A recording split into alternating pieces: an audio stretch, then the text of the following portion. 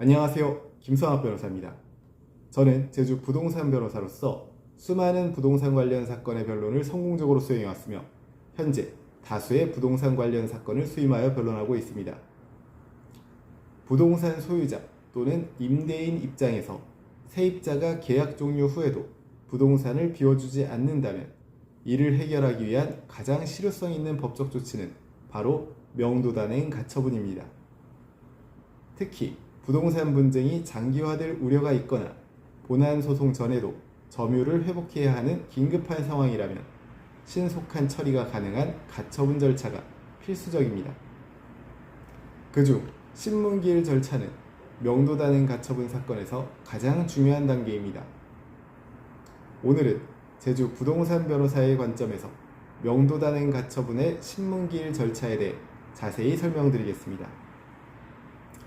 명도단행 가처분이란 임차인 등 점유자가 부당하게 부동산을 점유하고 있을 때 본안 판결 전이라도 부동산을 비워달라고 법원에 임시로 요청하는 절차입니다.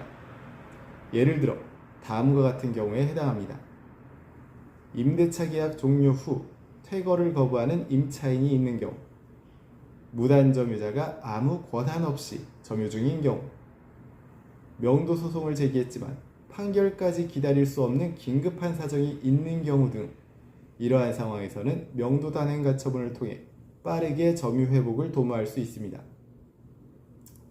명도단행 가처분 사건은 대부분 신문기일을 거쳐 결정됩니다. 이는 법원이 양 당사자의 주장을 듣고 판단하기 위한 미니재판이라고 이해하시면 됩니다. 신문기일은 일반적으로 가처분 신청 접수 후 1 내지 3주 내에 잡히며 이 자리에서 법원은 신청인과 피신청인의 주장을 듣고 증빙서류나 점유사실 등을 종합적으로 심사하게 됩니다. 신문기일은 우선 부동산 소유자나 임대인이 관할지방법원에 명도단행 가처분 신청서를 접수한 후 이루어지게 됩니다. 법원은 사건 접수 신문기일을 지정하여 양측 당사자에게 통지합니다. 이때 점유자인 피신청인도 반드시 불러 양쪽 주장을 듣는 것이 원칙입니다. 신문기일 당일 양 당사자는 법정에 출석하여 각자의 주장을 펼칠 수 있습니다. 신청인 측은 보통 다음과 같은 주장을 합니다. 계약 종료 또는 해지의 정당성, 퇴거 요청에도 불구하고 점유가 계속되고 있는 상태, 그리고 점유로 인한 손해 발생 또는 긴급성이 존재함을 주장 입증할 수 있습니다. 점유자인 피신청인은 다음과 같은 주장을 할 수 있습니다.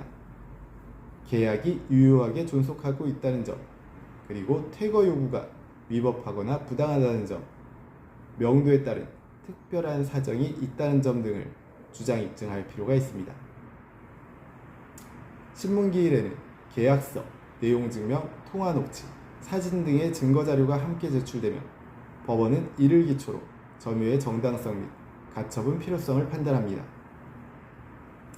법원은 신문기일이 끝난 후 보통 1주 이내에 명도단행 가처분 인용 여부를 결정합니다. 인용 시에는 일정 보증금을 공탁하고 강제 집행을 할 수 있는 결정문이 송달됩니다. 기각 시에는 본안 소송을 통해 해결을 도모해야 합니다.